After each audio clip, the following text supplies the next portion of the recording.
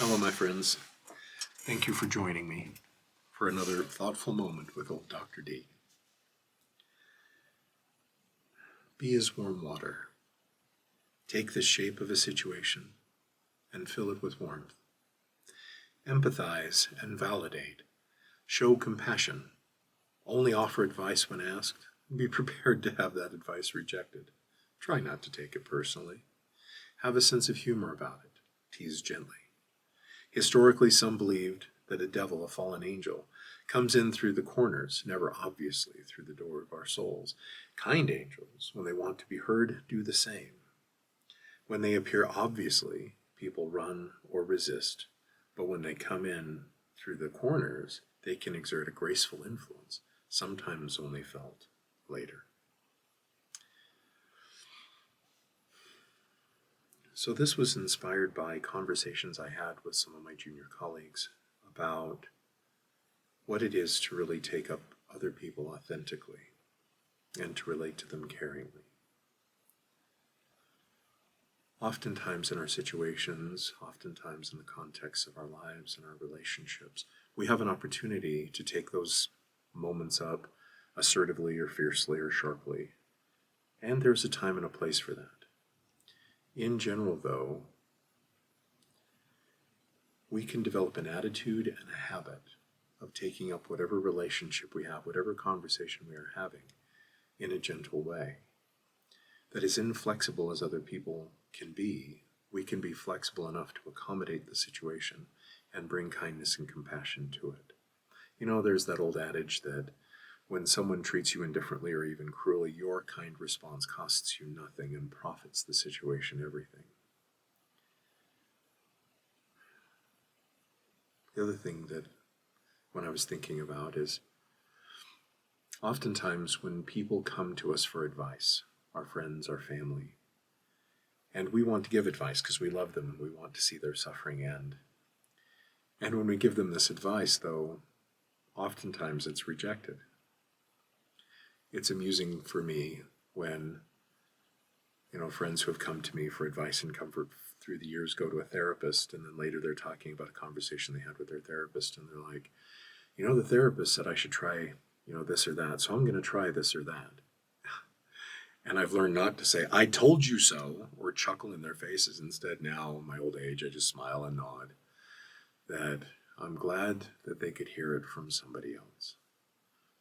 When you give advice, prepare to have it rejected because people aren't coming to you to be told what to do, except on rare occasions. Most of the time, they're coming to you because they want compassion and understanding. They want a warm verbal or physical hug or both, not necessarily for you to tell them what to do. The other thing that I talk about in this little thought is life is as tragic as it is funny. There's often ironies in our situations in life, and please be wise and cautious about when you point those ironies out. Tease gently. In our family, we say that teasing is one of our love languages. Now, we don't mean mocking teasing or sarcastic teasing. We tend to just give each other a little bit of a bad time in a way that is gently ribbing and loving, and we tend to do that for other people that we care about. And so again, learning to navigate that space wisely. Some people take teasing as mockery, no matter how gently you intended it. So once you get to know people, then oftentimes you can tease them gently, and they'll feel loved and appreciated by you. I remember years ago, and this may be apocryphal, I don't know if this is factual, but years ago as a child, I was learning why certain churches were round in certain cultures, particularly Eastern Orthodox, if I remember correctly. And there was this idea that the devil comes at you sideways. The devil comes at you through the corners. And I remember asking my father about it.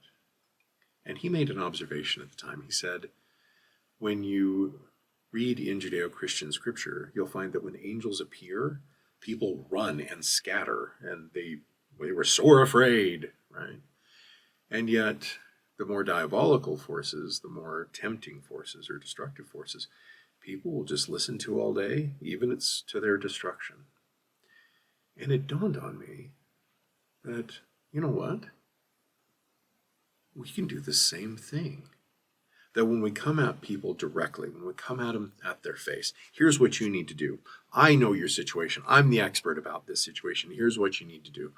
That people will understandably resist. People have habits, they have reasons for doing the things they do, and especially in complicated relationships, there's love and loyalty and everything else. And when you come in and you say, you should break up with that person, or you need to have these particular boundaries, all of that may be true to a degree, but at the same time, there are reasons why they're doing what they're doing, and then the abandonment of the relationship, the divorce of the relationship, or the renegotiation of boundaries can all be very stressful and feel disloyal. But when we come at them sideways, when people are hurting, and we're the first to love and to relate, and we can whisper to them often what they already know. I mean, not literally whisper, that could be creepy, but when we kind of just point out what they already know, then hopefully over time they'll renavigate and renegotiate their situation in their relationship. That sometimes it's only later when they come back and say, hey, old Doc D, you were right. And I hope that happens to you too. That by being present and by listening and by caring, being slow to advise, quick to support, that when you do offer advice rarely, that maybe it'll have a little more weight. But what gives our advice weight is the much weightier part of our long-lasting compassion, affection, and regard. When we're willing to get into somebody else's mud with them, the mud of their suffering, the mud of their very complicated lives, and we appreciate it's not our mud, that's a skill we'll talk about here in another video. And yet even appreciating it's not our mud, by getting in the mud with them and not demanding that they be clean and that they wash off the mud, even though they complain about the mud that they are sitting in. That eventually, when they get out of the mud, we have a hose, everything's going to be okay. Sometimes we can exert a graceful influence, sometimes not felt until later. So thank you for hanging out with me for a thoughtful moment with old Dr. D.